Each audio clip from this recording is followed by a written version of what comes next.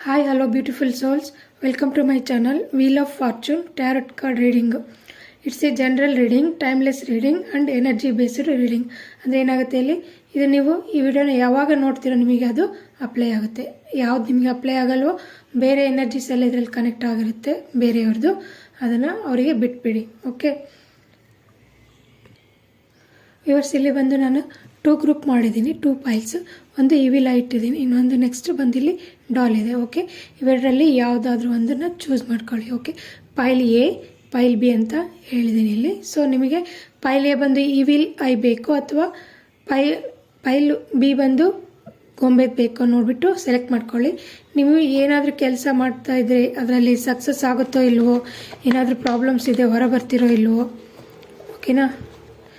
ನೀವೇನೋ ಕೇಳಬೇಕು ಅಂದ್ಕೊಂಡಿರ್ತೀರಾ, ಇದು ಆಗುತ್ತೋ ಇಲ್ವೋ, ಮುಂದೆ ಹೋಗೋಣ ಬೇಡೋ, ಆ ಥರ ಏನಾದರೂ ನಿಮ್ಗೆ ಪ್ರಾಬ್ಲಮ್ಸ್ ಅಂತ ಇದ್ದರೆ 2 ಪೈಲ್ ಇದೆ, ಅದರಲ್ಲಿ ಒಂದನ್ನು ಆಯ್ಕೆ ಮಾಡ್ಕೊಳ್ಳಿ. ನೆಕ್ಸ್ಟ್ ನಿಮಗೆ ಎಸ್ ಆರ್ ನೋ ಟೈಪು ಈ ವಿಡಿಯೋದಲ್ಲಿ ಇದೆ, ಏನಾಗುತ್ತೆ ನೋಡೋಣ. ಪೈಲ್ ಎ ಬಂದುಬಿಟ್ಟು ಈ ಥರ ಇದೆ, ಪೈಲ್ ಬಿ ಬಂದುಬಿಟ್ಟು ನೆಕ್ಸ್ಟ್ ಈ ಥರ ಇದೆ.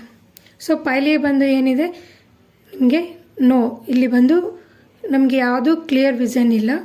ಸೊ ಅಂದರೆ ಮುಂದೆ ಏನಾಗುತ್ತೆ ಏನು ಅನ್ನೋದು ಇವಾಗಲೇ ಡಿಸೈಡ್ ಆಗಿಲ್ಲ. ಸೊ ಫಸ್ಟ್ ಪೈಲ್ ಎ ಬಂದುಬಿಟ್ಟು ನೋ.